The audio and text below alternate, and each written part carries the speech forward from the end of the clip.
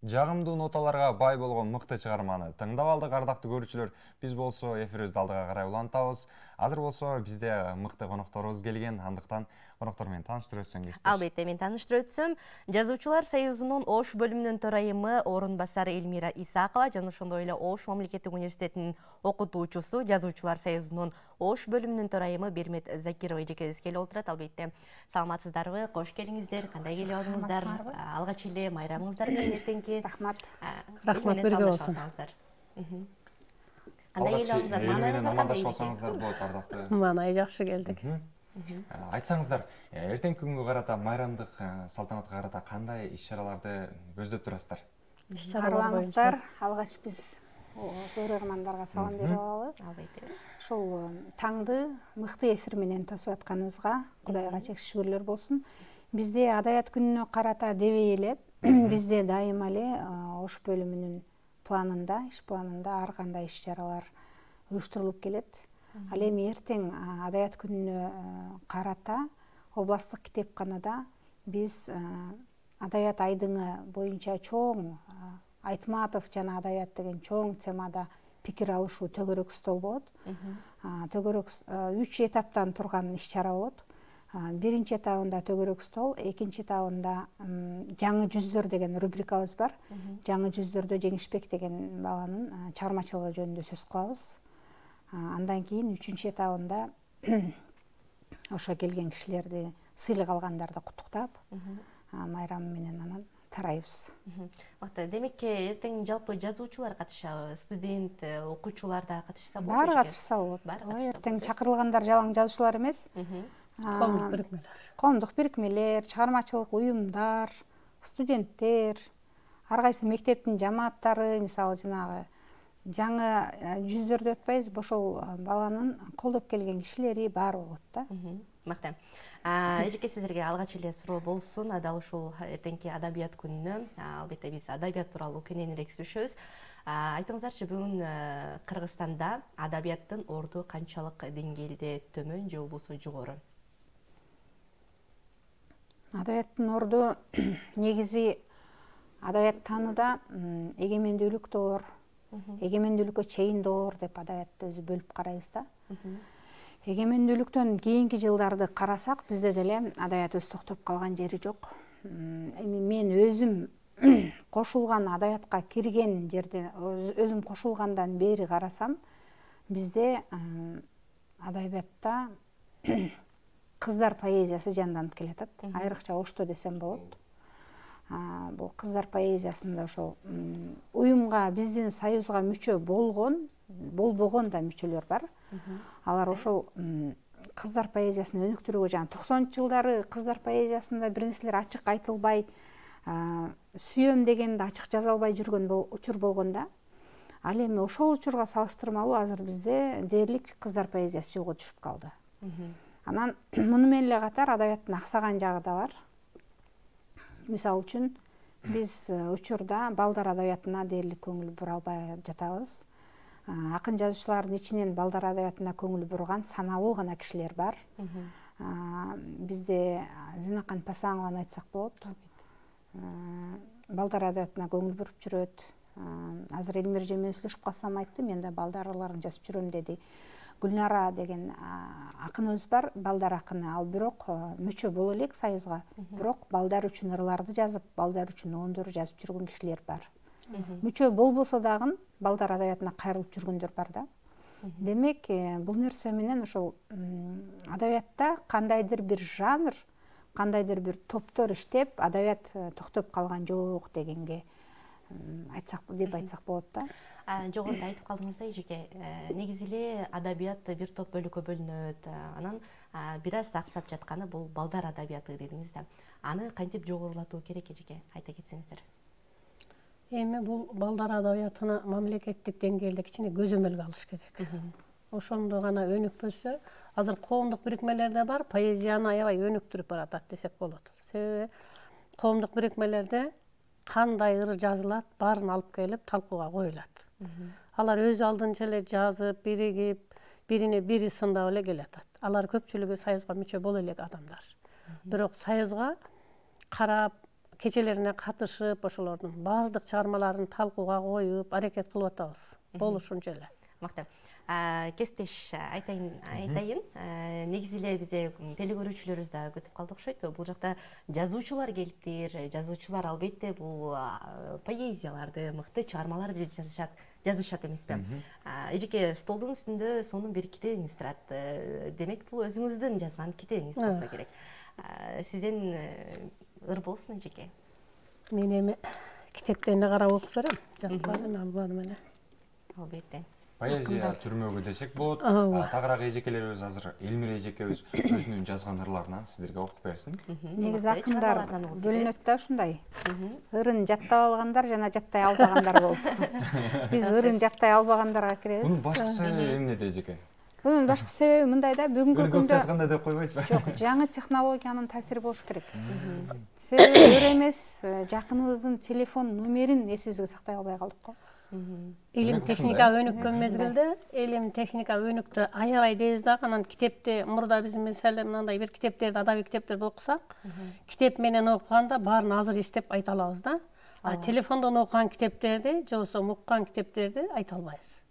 Ошондой эле балдардын дагы мындай эске тутуусу өтө кыска болуп калды да, баягы неме жетпей калгандай эле. Балдар дагы китептерди окушат, телефондон окушат дагы, анан жатка же болбосо музыка айтып бере албайт, окуган китептердин көпчүлүк учурда ушул таасир болсо керек. Бул да телефондун таасири десеңиз. Телефондун таасири болсо керек.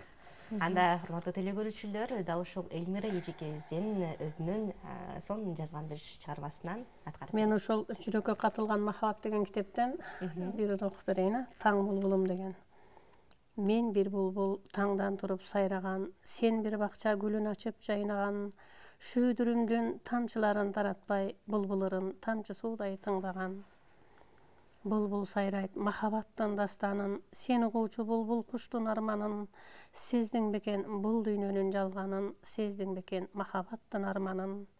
Сен мен үчүн атпай калган ак таңым, бүтпөй калган махабаттай дастаным, ак баракка жазылбаган ырсабым, жашоодогу менин бүтпөс дастаным. Ай баракелде. Колчалар болсун.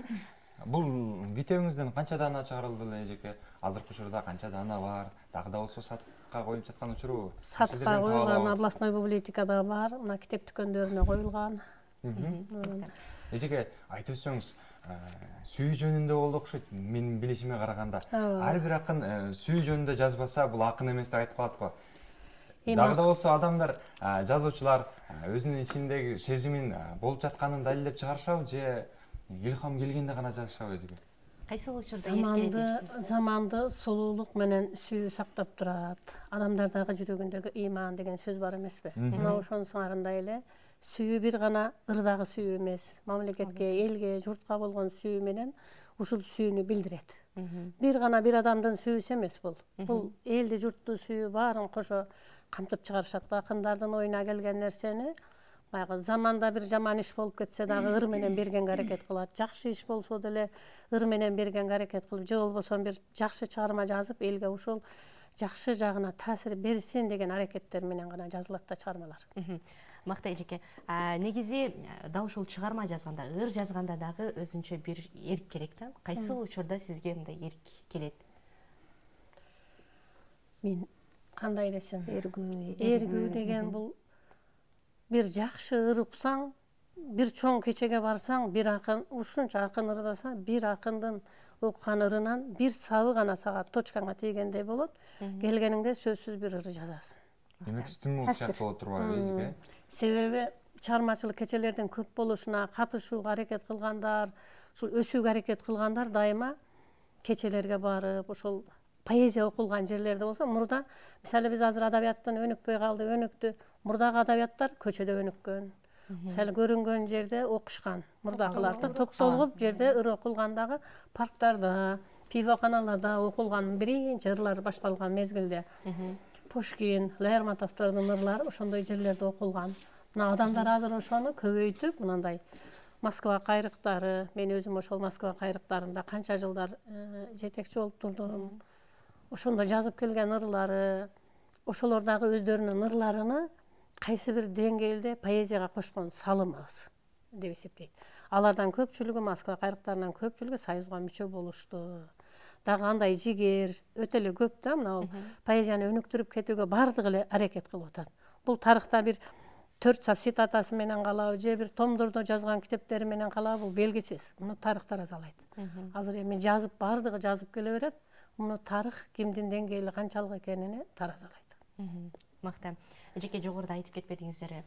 Дал ушул технология өнүккөн заманы, телефон, жаштардын көпчүлүгү телефонго болуп кетип жатышат, депчи. Азыркы учурда китеп окуган жаштардын бар алар, бирок көп эмес да. Көпчүлүгү телефон аркылуу окушат. Дал ушул адабиятка жаштарды кантип кызыктырса болот? Кантип алып келиш керек кайрадан эжеке? Жаштарды адабиятка мойнунан байлаган ит ууга жарабайт дейт да. Туура айтасыз. Адабиятка негизи дээринде бар кишилер өзү эле кызыгат, өзү эле келет. Мисалы үчүн шаарда, Ош шаарын эле алайлы, жигер чыгармачылык борбору, Башат, Өрнөк, бир канча борборлор иштейт. Ошол борборлордо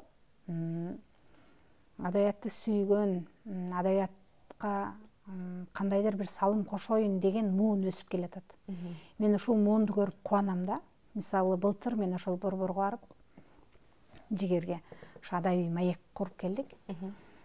Ушундай адабиятты сүйүп, окуган чыгармаларын айтып берип, көзү жанып турган балдар бар да. Демек, эртеңки күнүбүздө адабиятты колго алчулардын ушулардын ичинен чыгат деп ойлойм да. Анан жана эргүү деп калбадыкпы, эргүү ар кайсы убакта келет, эргүүнү мынанда келет деп айтпайбыз. Мисалы, биздин жүрөгүбүздө бир нерсе өткөн болсо, бир нерсе кандайдыр бир нерсеге таасир этип, кайсы бир кишинин сөзү, кайсы бир кишинин көңүлүңдү оорутуп же жана башка ушундай жашоодо чөйрөңдө болуп аткан нерселер жүрөгүңдө жүрөт, дагы ал ырга айланып, ал ыр саптары бир канча жана жетилгиче, ал толгуча жүрө берет да. Анан кандайдыр бир нерсе дагы себеп болуп, анан кайра ошол нерсе жаралат да. Мыкты эжеке. Багылат ал ичибиздечи. Албетте. Анан өзү бир күн чыгат. Эжеке, сиздин дагы жазган китептериңиз бар, чыгармаларыңыз дагы кээде окуп калабыз.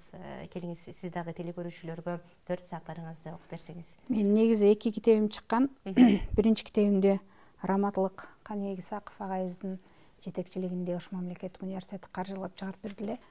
Экинчи китебимди өзүм аракет кылып чыгардым. Анан азыр учурда биз электрондук эле алып жүрүп калбадыкпы? Анан акындар биз өзүбүз менен өзүбүз сүйлөшөбүз көбүнчө. Өзүм менен өзүм сүйлөшкөн ырдан окуп берейин. Мыкты телекөрүүчүлөр, анда таштап кеткем кечээ өзүмдү, талаадагы кызгалдактуу айдынга, таразасы бузулбаган дүйнөнүн таштак жолдуу ааламына кайрылба. Коштошконум рас өзүмө, сөз бергенмин убада бар ортодо, суранганмын анан өзүмдөн, сууга төккүн өткөндөрдү козгобо. Жолугууга келдим өзүмө, көчөсүн жалгыз турдум, көчөсүндө көңүлдүн, жубатаарга байкуш жүрөк сөз таппай, көз жашыма бүгүн өзүм жеңилдим. Жубатаарга байкуш жүрөк сөз таппай, көз жашыма бүгүн өзүм жеңилдим. Кээде өзүңдүн көз жашыңа өзүң жеңилесиң да. Албетте. Кээде өзүңдү өзүң кубалай албайсың эч жака. Өзүңдү өзүң тарбиялай албайсың да. Ушундай учурлар. Мыкты. Демек, бул өзүңүз менен өзүңүз сүйлөшкөн учурдагы жазылган чыгарма эчке. Дагы бир ырмак берейин, бир аз махабат темасына да кошот же кошпойт. Түрмөгөй жетелешип кулачымда, түңүлүү кыйын сенден ырасында, толкусун толкун жиреп кетпеш үчүн туйгуну сен да мендей туясың да. Балким оң бөлөк үйдөн түтүндөшкөн, бакытты күтүү кыйын күтүлбөстөн, келет ал тирүүлүктүн нур жолунда, ак сүйүү жетпегендер үчүн дешкен. Махабат жетпегендер үчүн дешкен, дүрүлдөп дене ойдон сезим кеткен, дүйнөдө сүйүү оор, жеңил дешкен, дүпүйгөн дарак сүйүү аялдама, толууда адамдарга кемибестен, дүпүйгөн дарак сүйүү аялдама, толууда адамдарга кемибестен. Аябай сонун жүрөктөн түнөп тапкан ырлар, чыгармалар. Мыкты чыгарма десек болот. Эжеке, жогоруда сөзүңүздө айтып өттүңүз, биз ыр жазууда, сөз түрдө биз жашап жаткан чөйрө жана ошондой эле бир нерсе түрткү болот. Ошондуктан ыр жазабыз дедиңиз. Жогоруда сүйүү темасында Ырларыңыз жаңырып өтті. Бұл шығарманы қачан жаздыңыз? Егерде азыркы учурларда жазган болсоңуз, дал ушул нерсеге туш болдуңузбу? Кандай болуп калат ошондо жеке сүй темасына? Ушинтип ойлошот да. Тазагүл Закированын бир сөзү бар. 26 жашымда дейби, 29 жашымда дейт, ээрчип кеттиң кара тоору бир кызды, баягы чачымды буак, ак буак басты деген саптары бар еді. Мен анда чачым ак буак түштү беле деп. Шунун мисалында айтсам, бизде мындай да сөзсүз эле бирөөнү сүйүп калып эмес, бирөөдөн бир нерсени угуп калып. Ошол мисалы үчүн кээ бир турмуш кура элек кишилер эле турмуш курган, өзүнүн жашоосу бар, үй бүлөсү бар кишилерди мындай жактырып калган учурлар болот да. Анан аны кайта албайт. Анан кээде чыгармачыл кишилер менен сүйлөшүп калат да алар. Жан дүйнөсүн төгөт да. Кээде ушундай учурларда, ушундай жашыңда өзүңдү ошонун ордуна коюп жазган учурлар болот. Анан кийин анда биз көрүнгөндү сүйөрсөк 40-ка чыгып деле, 35-ке чыгып деле сүйөрсөк. Өзүңдү дейли. Ырды сүйүү аркылуу биз ошол жарандык сүйүүнү берет окшойбуз дейм да. Себеби баардык эле акындар анда сүйөрсө дервиш болуп кетпейби? Ошон үчүн мындай мен ырдан чыныгы акындын тагдырын көрө албайсың. Анча-мынча сабынан байкабасаң, мисалы үчүн мен сүйөм көбүм деп эле жаза берсем, мен көрүнгөн кишини сүйөргөн киши болуп мындай болбошум керек да. Деген сыяктуу. Демек жазуу ыргактары мына ушундай. Эжеке канча жашыңыздан баштап ыр жазып баштадыңыз? Мен мектепте окуп жүргөндө 5-6 класстан эле баягындай апакем, айылым деген ырлардан баштайбыз го, жөнөкөй ырлардан. Жазып башталат бала күндөн 12-13-төн. Алгачкы Анан байкалбай жүрөт да. Секин-секинден Өзүңө деле байкалбай, көрүнгөнгө көрсөткүң келбейт, бекитесиң. Ар жерде калат дегендей. Анан аны жана тилчи эжекең же кайсы бир мугалимиң байкап калат, кайсы бир иш-чарада байкап калат. Ушинтип башталат экен да, баардыгында эле ушундай болуш керек. Ушул жерге токтололу да, эжеке, алгачкы жазган чыгармаңызды жазган учурда эжекеңизге көргөзгөнүңүздө жакшы болот деген стимул берди беле? Кандай болду эле эжеке? Ооба, бизде март майрамына карата апаларыңарды чакырасыңар, көртирликте апаңар үйдө отурат, мектепке алып келип апаңарга арнап ыр окуйсуңар деген тапшырма болгон да. Анан ошол жерде алгачкы ырым апама деп мен ушундай тема коюп жазгам да.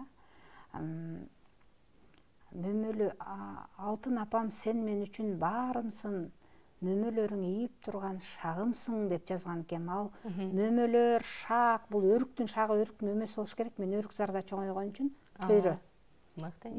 Табият. Мен ыр жазууга ошол табияттагы бакка, шакка ошол 12 жашымда эле апамды салыштырып атам да. Демек, дал ушул жазуучулук жаатка, адабиятка 12 жашыңызда келгенсиз эжеке. Кызыгуу менен башталып. Эмне түрткү болгон эжеке? Себеби көпчүлүк учурда айтылат, бул жараткандан берилген белек болушу мүмкүн, адамга табиятынан берилген белек болушу мүмкүн, же болбосо бул муундан муунга калган. Мисалга бир кесипти алайлы, ушул кесипти аркалаган уул кыздар дагы болот го. Сизде үйдөгүлөрүңүздөн дагы ким жазуучулук жаатка кызыгат? Мисалы ата энеңизби, же болбосо жакындарыңыздан кимдир бири? Эми бул нерсе мен чоң энемден өткөн деп айтып келем да дайым. Анан эгерде ошол мезгилде шарт жагдай болгондо чоң энем да мыкты адабияттын бир жүгүн көтөргөн киши болмок да. Анан ал мезгилде мен жазам, мен минтем деп чалган эмес го. Бирок жамактатып сөз сүйлөп, көркөмдөтүп сүйлөп, кишинин акылын аңтара сүйлөгөн сөздөр бар эле да. Мен ошол кишинин жанында көп жүрдүм, анан ошонун уламбы же адабий чыгармалардын да бизде мыкты тилчи эжекебиз боло турганда, адабий чыгармаларды окуганда түп-түз ошол чыгармага кирип кетчүбүз. Балким ушулар, балким кандайдыр бир иш-чаралар, ушулар таасир этип, анан өсүп отуруп ушул нерсеге келдик да. Мыкты. Эжеке сизчи? Бизде кандай десем, Союз мезгилинде мындай чыгармачыл адамдарды көрүү өтө кыйын эле. Кез-кезде айлыбызга келип калат. Бизде Авам Камчы Жунусов деген бар. 100 жылдыгы белгиленди. Ушул адамдын үйүнө Токтосун Тыныбеков келген. Биз үчүн бир жомоктогу дүйнөгө кирип калгандай эле болгонбуз. Аны алыстан көрүп кетебиз, үйүнө келип мындай чарпияда отуруп чай ичип төксө, бизге бир башкача сезим калат. Ал кеткенден кийин көп убакыттар эч кимге көрүнбөй, шыпыргыны кармап алып, ырдап, жөн эле төгүп өтүп кетебиз акындардан. Ошол болсо керек дейм, ошол мезгилдердеги биринчи көргөн акын жазуучуларыбыздын таасири болсо керек. Анан чыгармачылыкка келгенде бекитип жазып жүрөсүң да, ачык жазыш деген бул өтө кыйын болгон ал мезгилде. Уялып, эч кимге көрсөтпөй, бекитип, анан тар чөйрөдө окуп кичине. Балким бул биздин менталитеттен да. Ооба. Ал бекиткенибиз ал менталитеттен. Анан ал туура эле менталитет, себеби өтө бизде кыз баланын тыюусу өтө катуу тыюу болгон. Анан чоңоюп неме болгондон кийин гана жарыкка чыгарбасак, атак бекитип эле тар чөйрөдө өзүбүз окуп жүргөн күндөр көп болду. Азырда болсо кыздарга тыюу барбы эжеке, же жалпы эле кыз бала дебестен ыр жазып кенен болуп калдыбы? Биздин мезгилибизге салыштырмалуу азыр эркин. Кенен, Кенен. Союз мезгилинде чыгармаларды рамкада болчу. Азыр эркин. Кайсы темада жазасын, бул эркин. Базар экономикасына карап туруп эле бул эркин тема болуп кетти. Бирок өтө эркиндик дагы чектен чыккан уйкаштыкты издеп жазган ырларга алып барып атат да. Мисалы үчүн мен акынмын деп эле 4 сабырдын башын уйкаштырып алып, сүйгөнүм, күйгөнүм деп эле, көңүлүмө түйгөнүм деп эле, мурдагы мөлмөлүмдүн же болбосо мурдагы элдик ырлардын уйкаштыгына салып алып эле, ошол мотивке салып алып эле ыр жазгандар көп эди. Албетте кыргыз баласы 4 сабырды жаза албаса, ал кыргыз баласы эмес. Бирок ошол ырдын ичинде эмне дегенди берейин деп атат ойду. Ошол кыскасы бул адабиятка киргенге чейин башка дүйнө, адабиятка киргенден кийинки дүйнө башка дүйнө. Адабияттын ичинде аралашып жүргөндөгү бул такыр башка дүйнө. Анан көпчүлүккө жаман көрүнөсүң, өсүп келаткандардын канатын сындырып албайын деп жакшы бир абайлап сүйлөп, мындай жерин минтсең болот. Сен эл сүйлөбөгөн, эл айтпаган сөздү жазчы. Мындай жаңы бир нерсеге кирчи. Жаңы бир термин тап. Новизна дейбиз. Ошентип отуруп, бир 10дун 4 же 3 чыгат да. Ошентип отуруп адабиятта дагы бунун түйшүгү бар, адабияттын түйшүгү бар. Тириликтин түйшүгү менен катар бизде Ош бөлүмүндө Элмирже баштаган топ аялдар, биз гүл кыздар деп алганбыз. Драматургтар бар, прозаиктер, журналисттер толтура. Ризван Исмаилова, Гүласал Алиева, Сахиба Шакирова баштаган жакшы эжелер бар, жакшы топ бар. Ал топ адабий айдыңда жакшы иш аракет кылат. Ал топ ошол кыргыз адабияттын көтөрүүгө чын дилинен, чын ыкласынан көңүл бөлөт да. Мисалы, Гүласал Алиеванын чыгармалары Стамбул шаарында Малтепе 5 деген фестивалда коюлуп келди да, театрлаштырып келди. Ризван Исмаилованы билесиңер, чыгармалары сөзсүз коомдо бүйүрүн кызыткан адамдардын, окурмандардын бүйүрүн кызыткан чыгарма болот. Сахиба Шакирова бул эл аралык иштерди аябай жакшы иш алып барып атат. Жазуучулар союзунда жакында эле Андижан шаарына барып келдиңиздер. Андижан шаарына бардык, аябай жакшы кеч өткөрдүк деген агай бар, аларда өзбек акыны. Ал кыргыз акындары менен тыгыз иш алып барат. Анын Нымгесе деген чыгармасын бизде Тургай Жороев агайыбыз которгон. Мына ошол киши 70-ке чыгып, акын жазуучулардын достук адабий алака түзүлөт да. Бизден чакырышып, алардан бизге келишет. Бир канча визиттер болду. Быйыл Өзбекстанга 3 визит болду. Кийинки визиттерди Казакстан, ушу бордош элдерден баштайлы деп атабыз. Эми дароо эле Түркияга барышыбызга биздин чамабыз жетпейт. Ошон үчүн жакын жер менен достук алакада болуп атабыз. Себеби адабият өзүбүз менен өзүбүз кайнай бергенден эч нерсе чыкпайт да. Ошол бордош элдердин адабиятын которуу менен биз котормо жаатына көңүл буруп атабыз, рас эле. Котормобуз жанданып калды. Котормо азыр аябай жанданды. Албетте. Элдин достугуна дагы, биримдикке дагы аябай жакшы. Аябай жакшы экен, чындап. Котормодон көп киши өсүп атат. Туура айтасыздар. Эжеке айтсаңыз, ушул котормо жаатына деп атасыздар. Бизге дагы конокторду чакырып, ар кайсы өлкөлөрдөн биздин поэзия түрмөгүндө биздин акындардын ырларын элге таратсак болобу дагы да болсо, Орто Азияга, Азияга. Кантип бул иш-чаралар болуп жатабы? Болуп атат. Ошол иш-чаралар уюштурулган мезгилде Кудай буйрса жаңы жылдан ары пландашыбыз керек экен.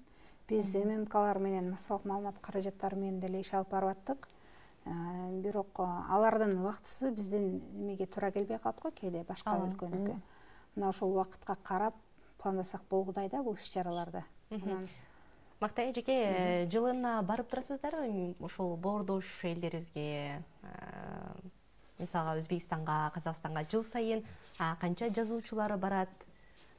Бизде жакында Жылда барышат, жакында ал жактан 7 киши келди. Бизден 7-8 бардыңыздар.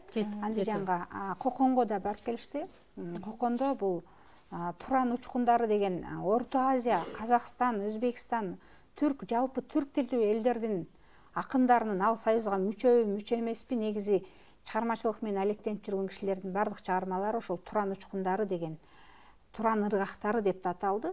Ошол чоң альманахка чыгарылды да ошол чыгармалар. Анан ошол альманахтын ачылышына Коконго биздин мүчөлөр барып келишти. Бир канча мындай биз алар менен адабий достук алаканы бузбаганга, алар менен тыгыз байланышып турганга аракет кылып атабыз. Мактай эжеке. Маягыбыздын соңунда сиздерге акыркы суроону узата кетейин. Ар бир кыргыз жаранына, ар бир инсанга конокко келгенде суроо беребиз. Акыркы окуган китебиңиздер кайсы? Эжеке сизден болсун. Жазуучусуздар, бирок кайсы деңгээлде башка бир жазуучулугундагы Азыркы учурда. китептерин окуйсуздар да, эжеке. Сөзсүз. Ал эми сиз эжеке кайсы? Мен бир жумада 3 китеп бүтүргөнгө аракет кылам. Акыркы окуган тез окуу курсунда бүтүрдүм, ушул себептен. Азыркы окуп аткан чыгармам Куштарбек Кимсановдун көтөрмөсүндө Карагер суу дегенди окуп атам. Ушунчалык таасир алдым. Ал жерде бир тулпар биз дейт, биз мыкты тукумданбыз деп баласын айтып атат. Биз тебинбешибиз керек. Сен теппешиң керек деп атат. Тиштебешиң керек деп атат. Биз ушуну адам баласына айта алабызбы? Сен сылык болушуң керек. Сен мыкты адам болушуң керек деген. Мына ушундай нерселерди биз алып турбасак, адабий, руханий азык алып турбасак болбойт да. Эжеке, дал ошол ыр жазууңуздарга китептен алып стимул боло алабы сиздерге? Ал мында оюңду, акылыңды бакканга жардам берет. Бирок түптүз китептен алууга болбойт. Мыкты маек болду деп ишеничтебиз, ардактуу биздин коноктор. Маегибиздин соңунда сиздер үчүн эркин микрофон болсун, эжеке. Кыргызстанда дайыма тынчтык болсун, ушул адабиятты, маданиятты көтөргөн падышабызга деле терең ыраазычылык билдиребиз. Мына жакында визит менен Бишкектен келип кеткен чоң улуу жазуучуларыбыз келип кетти. Заманыбыз тынч болсун, эли журтубуз жакшылыкта, молчулук, токчулукта жашасын. Жакында бизде адабий кербен деп Бишкектеги улуу акын жазуучулар жерлерди кыдырышты да. Демек, адабий кербенибиз бийик боло берсин. Кыргыздын адабияты Чыңгыз ата баштаган, Манас баштаган фольклордук адабиятынан тарта кыргыз адабияты өчпөсүн, өнүксүн, жергебизде тынчтык болсун, жакшылыктар болсун, акындар ыр жазсын, албетте. Оончулар оон жаратсын, анан жаңы жылдын босогосунда турабыз. Ушул жылдар берекелүү, жакшы, мол жылдардан болсун. Берекелүү дегенде ырыбызга береке берсин, жан дүйнөбүзгө, абийирибизге дегеле бардык нерсебизге ошол берекесин берсин. Чыгармачыл жандардын бардыгын, чыгармачыл кишилердин бардыгын ушул эфирден пайдаланып, мен биздин мүчөлөрдү жалпы кыргыз жергесинде дегеле башка аймактагы чыгармачыл инсандар көрүп атса дагы биздин ушул адабият күнү менен куттуктайм. Адабиятка салым корсун, жүрөгү адабият деп сого берсин демекчимин. Ийгиликтер болсун эжеке, сиздерге дагы келтиргениңиздер үчүн чоң рахмат. Силерге дагы рахмат, чыгармачылык ийгилик каалайбыз. Барлыгыла мыкты чыгармаларды жаратып жүрө бериңиздер. Жамгырдын тамчыларынан сезип турдум кыштын демин. Жүрөгүңдө кимдир бирөө барбы дедим. Ийниңе костюмумду жаптым дагы, үшүдүм, бирок сага билдирбедим деген чыгармаларды айтып өтүү менен мен дагы акын болуп кеттим окшойт эжеке. Акындардын жанында жүрсөң акын болосуң, мыкты инсандардын жанында жүрсөң мыкты инсан болосуң дейт. Албетте бул дагы бир мыкты акыныбызга таандык десем болот, окуй кеттим. Сиздерге ийгиликтер болсун. Чоң рахмат эжеке, бизге келип мыкты маек куруп бергениңиздерге эч качан калемиңиздер мокубасын. Дайыма курчуп, өзүңүздөр айткандай мыкты чыгармаларды жазып жүрө бериңиздер. Ишиңиздерге ийгилик, дайыма ден соолукта болуңуздар. Урматтуу телекөрүүчүлөр, бүгүн бизден конокто Жазуучулар союзунун Ош бөлүмүнүн төрайымынын орун басары Эльмира Исакова жана ошондой эле Ош мамлекеттик университетинин окутуучусу, Жазуучулар союзунун Ош бөлүмүнүн төрайымы Бермет Закирова эжекелерибиз келип, өздөрүнүн мыкты чыгармаларын окуп, сонун маектерди куруп берди. Ал эми биз болсо эфирибизде алдыга карай улантабыз.